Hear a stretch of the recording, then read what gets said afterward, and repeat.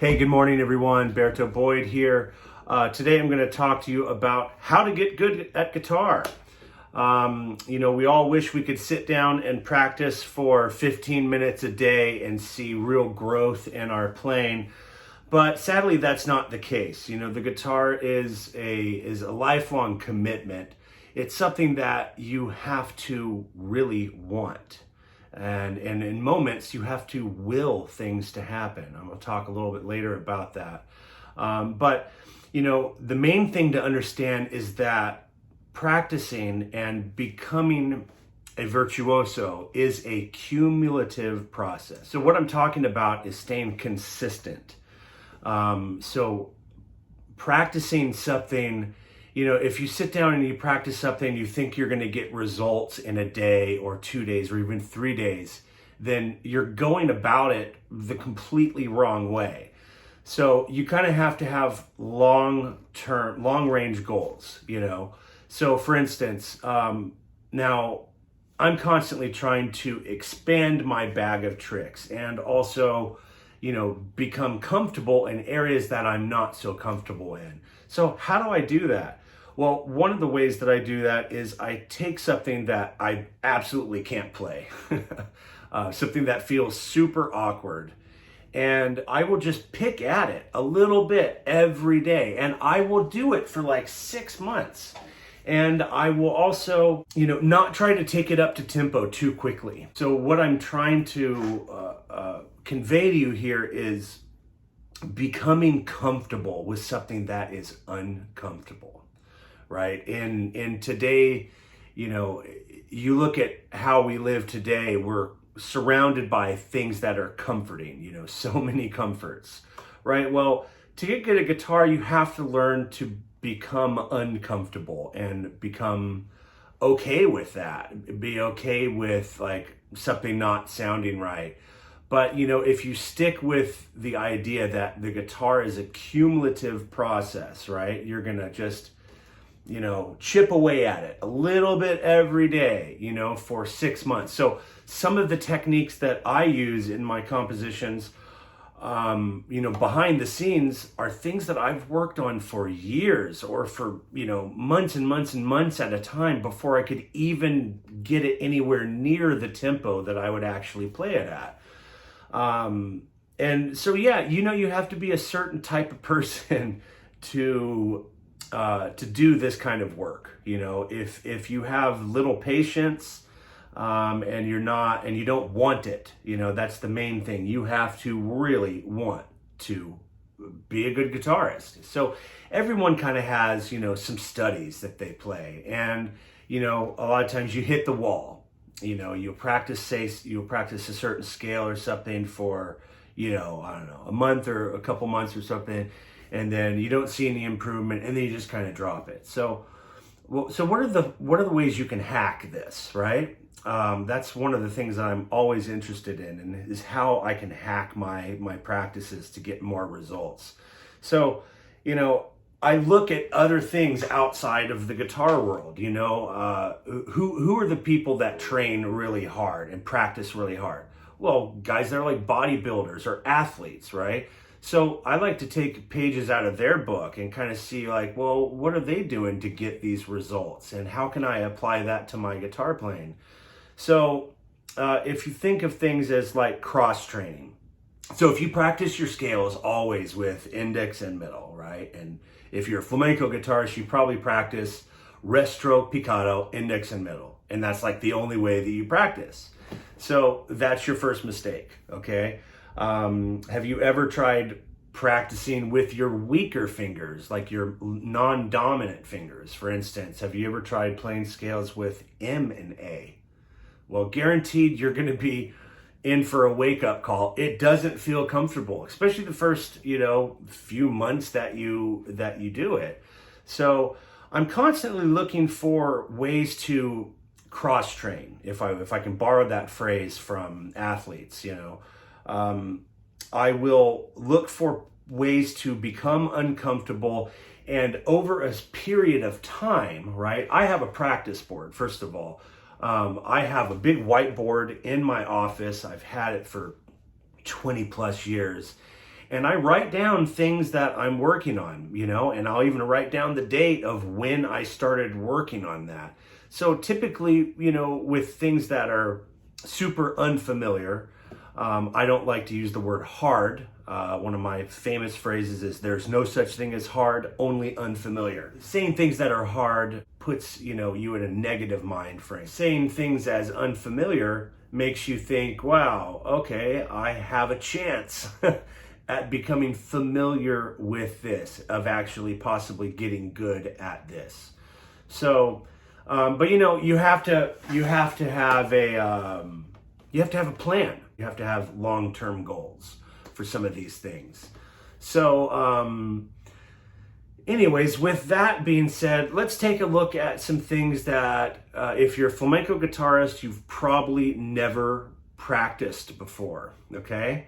I'm also a classical guitarist, and I try to, you know, take ideas out of both camps, you know, and try to, like I said, hack my practice sessions. So let's take a look at a study that I've recently made within like the last 6 months.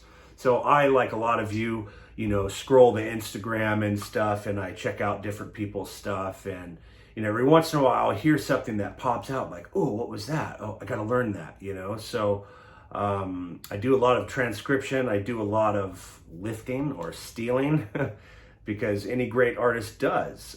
They hear something and they want to know what it is, and they're going to take matters into their own hands.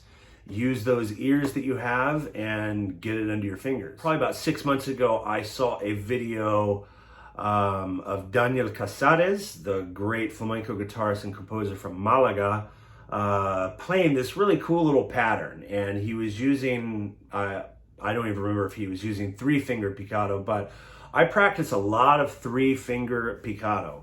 Why? It's not that I'm ever going to use it in an actual performance situation, but I'm going to use it as a cross-training strategy, okay?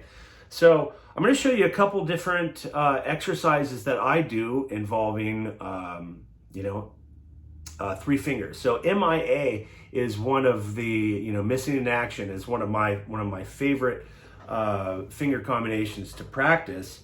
And so I'll show you one that I've been, this is a pattern. This isn't a straight, you know, diminished scale by any means. It's more of a pattern on the guitar, and I know a lot of you are used to, you know, playing non-musically fun, you know, chromatic drills and stuff like that.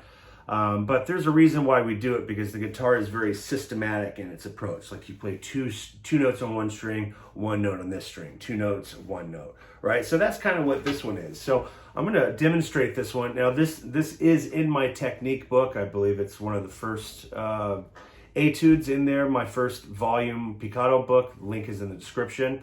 So I'm going to show you this one. Start at the 9th fret with the 1st finger, and then the 12th fret with the pinky, right? So we have 1 and 4 on C sharp and E, right? So there's the 2 notes here. So now I'm going to go to the 5th string with the middle finger, right? So now we have this little triangle, right? Now I'm going to repeat that same pattern, now starting here. And then once again here. So it's not a true diminished scale. It's more, like I said, it's just a pattern. But I like to call this the diminished vehicle. Now, why do I call it a vehicle? Because it takes you somewhere. You use it in a pattern way. You know, you use it in patterns to move down the neck and back up, and it takes you a while to finish it. So a lot of flamenco guitarists, we practice pattern-based exercises. So we have 1, 4, 2, 1, 4, 2, 1, 4, 2. Now, if you take that down a half step, 2, 4, 1, 2, 4, 1, 2, 4, 1, okay? So there's a lot of different ways to practice this, but I'm just going to show you the way, a fingering that might push you outside of your comfort zone, okay? So I invite you to try this fingering and try it really nice and slow. Make sure you're playing slow enough to where your brain is in charge of what finger goes where, okay? That's a big part of this, is knowing what signal you're sending out to your fingers, okay? So I'm gonna start with middle, and then index, and then the ring finger. And then the same thing, middle, index, ring, middle, index, ring. Now, when I go down half step, I'm gonna do the same thing. So middle, index, ring, M, I, A, M, I, A, M, I, A, M, I, A, missing in action.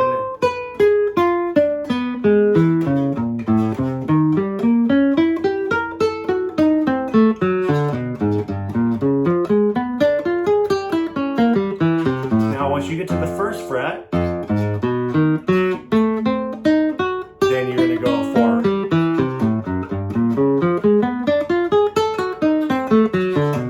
So, it takes a little while to get through this. Now, see, now I'm back. So that's one pattern. So how many times do I practice this, and do I play it just that one way? No, you don't. We're talking about cross-training here, okay? So I like to think of this particular fingering, I practice it in 3 different ways, okay? I'll practice it apoyando, rest stroke. I'll practice it tirando, I'll practice it with free stroke, and then I'll practice it with the combination of the two. So I will go from free stroke to rest stroke, okay? So why would I do that? Well, it's about cross-training. It's about putting yourself in an uncomfortable position and becoming comfortable with it over a period of time, okay? You can't expect results within 15 minutes or 3 days. Sometimes certain guitar techniques take 6 months, right? And so you have to be dedicated to that process, okay? So playing it rest stroke,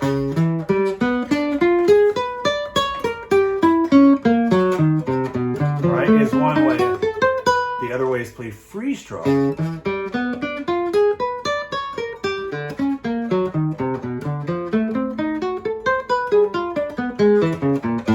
Now, one thing you can do if you're playing free stroke, and if you're new to free stroke, a lot of flamenco guitars do not practice free stroke because they don't play free stroke when they're playing live, but that's your mistake. This is a big part of the cross-training thing. It's rumored that Paco de Lucia practiced most of his scales free stroke. Why would he do such a thing? Crazy, right?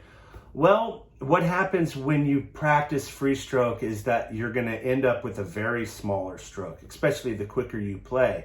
You can't have a lot of movement in your fingers because you're just not going to be accurate, right? By planting the finger on the string before you play, this will help you get more accuracy. So I'll go.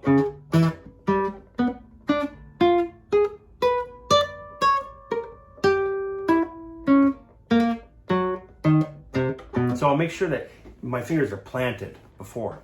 All right, so then the third way is to combine free strokes and rest strokes. So I would go.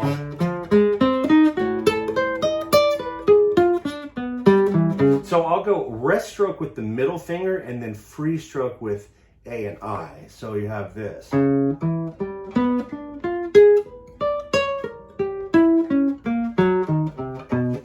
Now what happens when you do this, you end up with a nice accent on the downbeat.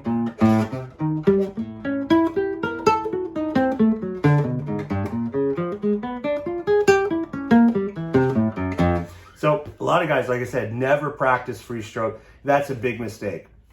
I think free stroke makes you more aware of your tone. It makes you more aware of the economics of your movement.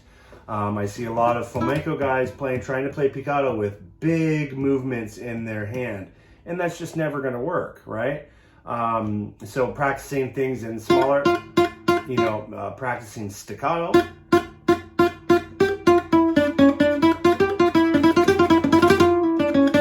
Practicing staccato, very small movements, and practicing that free stroke will make you, practicing staccato with free strokes will definitely help you. Okay, so here's another quick scale. As I was talking, I'm talking about 3-finger thing. I mentioned a picado that I saw the guitarist from Malaga play, And anyways, I ripped this thing off of Instagram and I started making variations out of it, like I will do. A lot of, pieces that we learn, you get to a certain section in a song, like, oh crap, I can't play that. Okay, better make a study out of it. All right, so we're all pretty accustomed to doing that. Okay, so it's gonna start with a 3-finger thing. Now this is a pretty common lick you'll see in flamenco. So this is a pretty common lick that you'll see in guajira. So it outlines the A major triad, starting on the 5th to the 3rd to the root to the 6th, major 6, minor 6, and then down to the 5th. So my fingering for this is I'm playing ring finger rest stroke, pull off, and then middle finger on the 2nd string. And now I'm going to go to regular picado here for this little chromatic line. So it's index, middle, index. So A, middle, index, middle, index. Okay, so the guitar, how do we practice this? There's a lot of different ways. And if you're like me, you know that this is all a game of numbers, right? So a lot of times I will practice, I think when I first started practicing this, I would do it 3 times, all the way through the pattern, then I would do it 2 times all the way through, then 1 time through, and then I'd be done, right? And that right there, you're already up at a few minutes, depending on how fast you play it. So I'll give you an idea what I'm talking about. So going 1, 2, 3, 1, 1.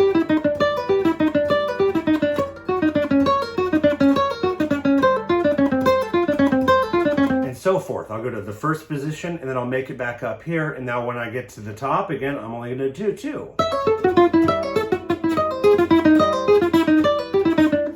Come back up, then I'm already kind of warmed up into this exercise, and then I'm ready for the singles, which has a lot more movement.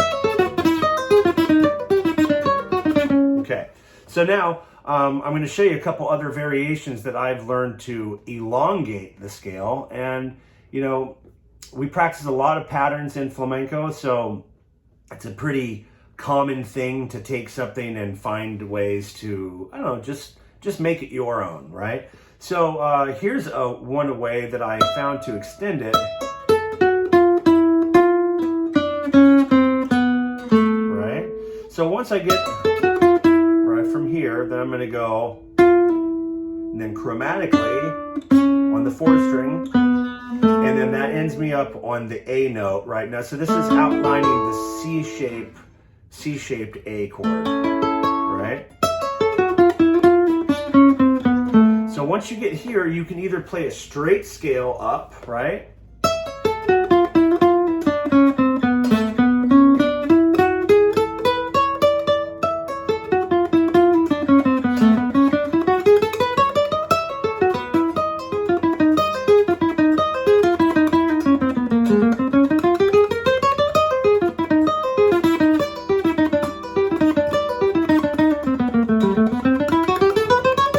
So you get the idea.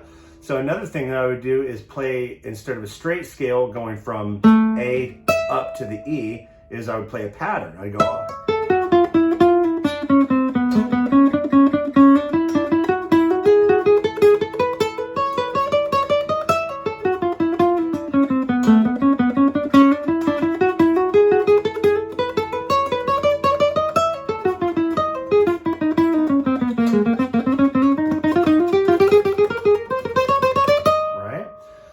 That's one way. Another way would be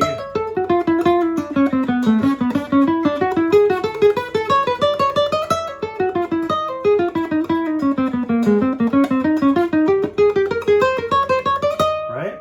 So these are ways to extend, just have some fun and be creative with a process of putting yourself outside of the comfort zone. So I mentioned also willing something to happen. What does that mean? It means, well, you gotta want it. And sometimes you have to believe in yourself that you can do something that seems impossible at first.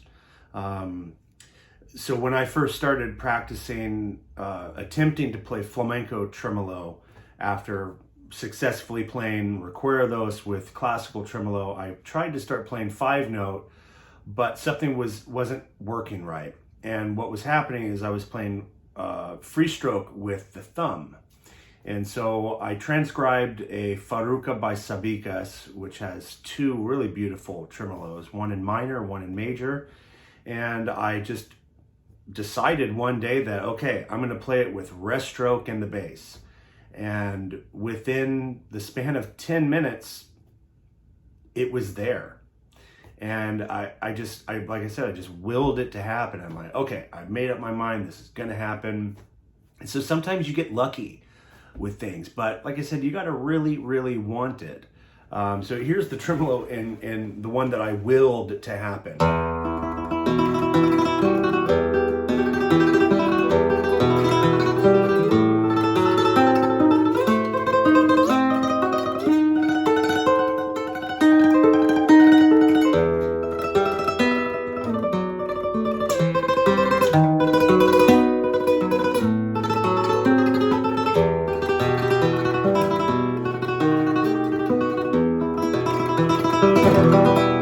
So yeah, that technique came to me kind of magically, but hey, they don't all come magically like that. You got to stick to the process. Some things take a lot longer time. And I also talked about, you know, some of the things that I practice in my composition. So that have taken me a long time. One technique in particular that took me about 6 months to get to where I could play it at tempo was this little thing that I play por tangos in my tune Como el Aire, and it goes like this.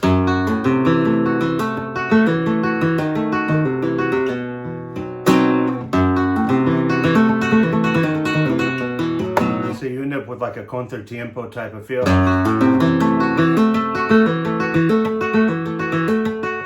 Now this is a technique that I picked up from Gerardo Nunez, my first teacher in Spain. He has an incredible thumb, incredible alzado, incredible everything. Well, and this is before he developed the problem with his index finger. But anyways, this is one of those that I worked on for hours, and it's a cumulative process. I stuck with it and I practiced it every day for like 10-15 minutes for about 6 months, and then I finally started speeding it up, and then like all of a sudden, wow, I can actually play this in tempo in a performance situation.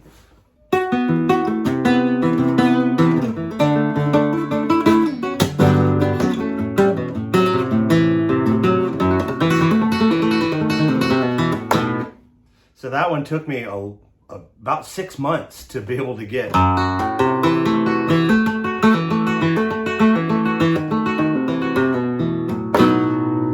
Anyways, that transcription is available on my storefront. I will put the link in the description. Anyways, I hope you guys like this video. Please like, subscribe, and leave me a comment. And you guys have a great day.